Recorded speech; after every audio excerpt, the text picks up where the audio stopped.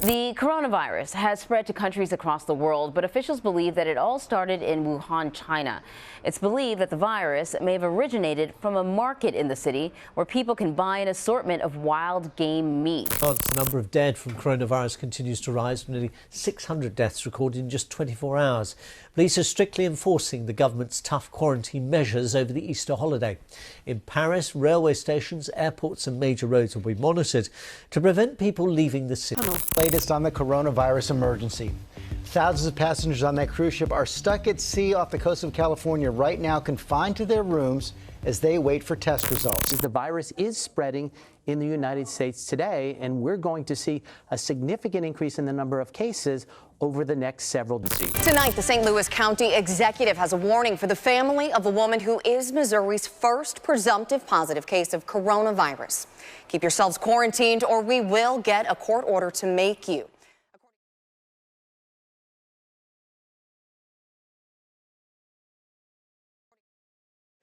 It is not the movement of the clock that produces the newness of life. It is the movement in your mind.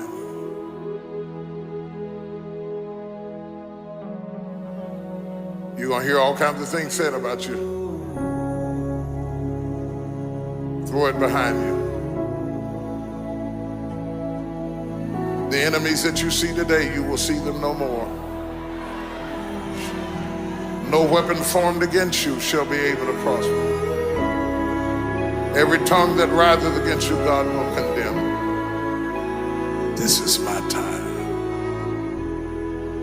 Truth of the matter is, everybody in here is going through a change. You don't have to be ashamed of yours. We are all in the process of transforming to a higher, better expression of myself. Let this be the year that I birth a higher, better expression of myself. Don't let the habits of my past stop me from this metamorphosis. New year, new me. New year, new me. What separates us is transformation. The possibility of change. The desire to evolve.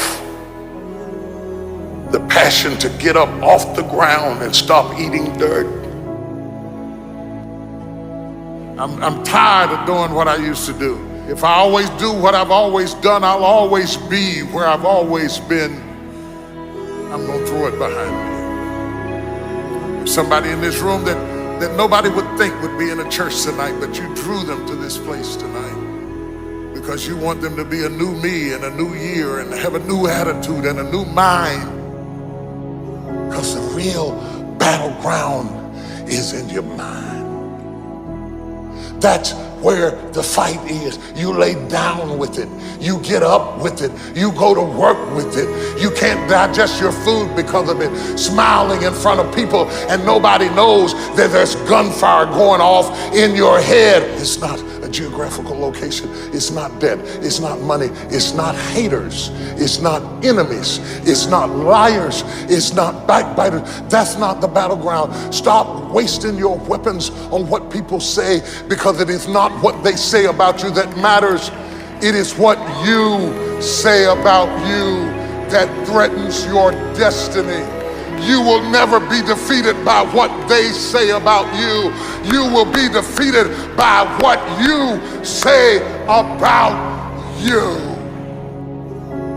I dedicate this to you, to the greatness in you, and to the dream that you showed up on the planet to produce. And it's simply this: if you want a thing bad enough to go out and fight for it, to work day and night for it, to give up your time, your peace, and your sleep for it, if all that you dream and scheme is about it, and life seems useless and worthless without it, and if you gladly sweat for it and fret for it and plan for it, and lose all your terror of the opposition for it, and if you simply go after that thing that you want with all of your capacity, strength and sagacity, faith, hope and confidence, and stern pertinacity, if neither cold poverty, famish or gulf, sickness or pain of body and brain can keep you away from the thing that you want, if dogged and grim you besiege and beset it, with the help of God you'll get it. You have greatness in you. What I'm trying to tell you, beloved, is that you can have a new year, but it don't mean jack diddly if you don't have a new mind. I'm telling you that you can buy a new car, but if you put the old man in a new car, you're still going to have the old experience. I'm telling you that a new house doesn't make a new marriage. I'm talking about a new outfit doesn't make you a new person. And if you think you are magically going to be a new person, I hate to be the bearer of bad news, because new life comes from a new mind and a new way of looking at your life. I cannot step into the future and still think in my past. I cannot let the rumors and the stain of what they said about me destroy my opportunity. Slap somebody and tell them I gotta kill it tonight. I gotta destroy it tonight. I gotta get rid of it tonight. I gotta throw it behind me tonight. I can't drag that same old mess into another year.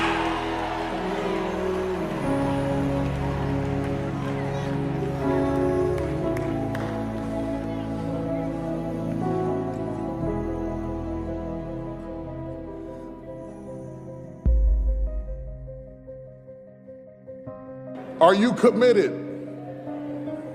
Because without commitment, nothing happens.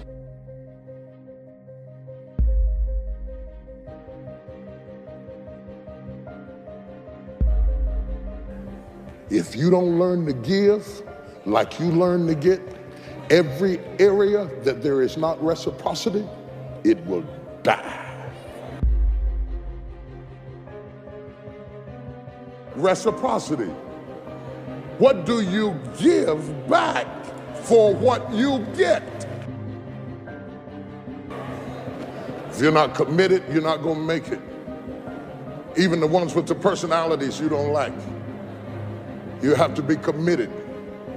Through the storm and the rain and the heartache and the pain and the disappointment, you have to believe in the we and the us and not the me and the you. Or you're not gonna make it. It's a commitment, it's not a feeling.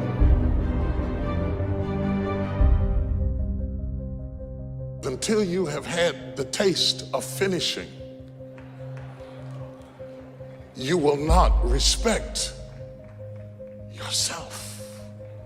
Until you follow through, until something is done, come hell or high water, tears and struggles and pain, and you go through it anyway, and you show up and you continue to fight on no matter the circumstances. After a while, something begins to wither inside of you.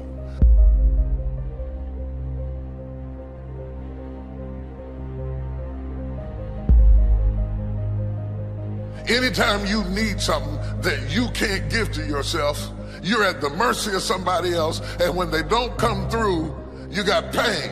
And what you become is the consequences of what you didn't get.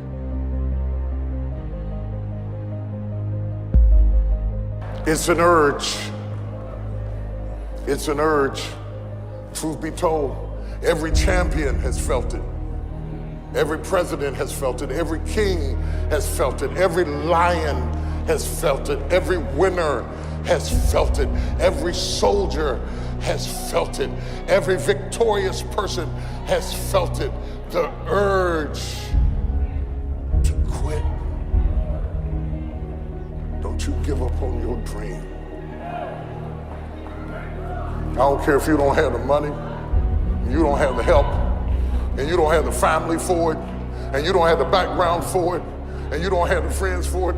Don't you give up on your dream. Don't you do it. Don't you do it. Don't you do it. It may take you twice as long. You may have to take courses and classes. You might not read as fast. You might not move as quick. You might not have as much, but don't you quit.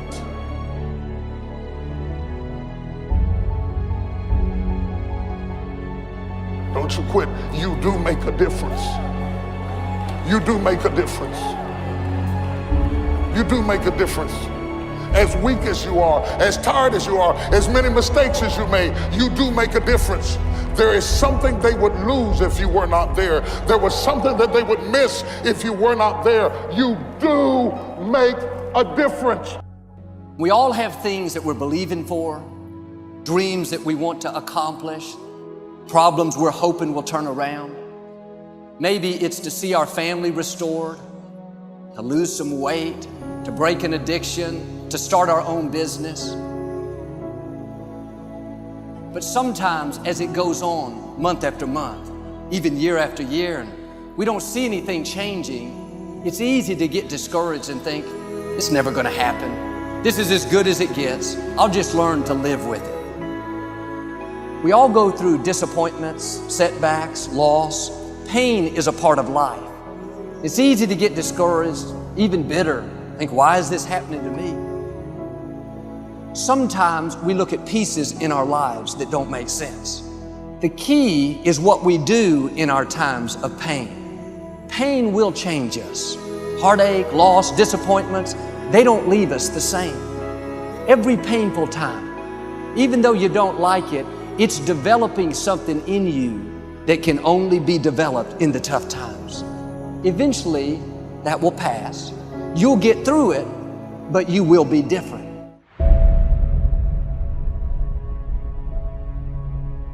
When you see someone who's the best in the world at what they do, they're being rewarded in public for what they've practiced millions of times in private.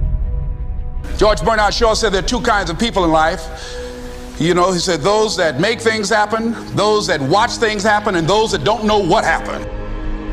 See, a lot of people want to exempt themselves from taking responsibility. All they want to do is talk about the problem. Every time you see them, they'll tell you their story over and over and over and over again. You want to take responsibility for your life. I got me here, I can get me out of this. And I'm getting out. I'm not going to be a volunteer victim. Take full responsibility for your life. Accept where you are and the responsibility that you're going to take yourself where you want to go. Most of you won't be successful because when you're studying and you get tired, you quit. And I'm here to tell you today, if you somebody came to my office the other day crying. I said, look, don't cry to give up, cry to keep going. Don't cry to quit.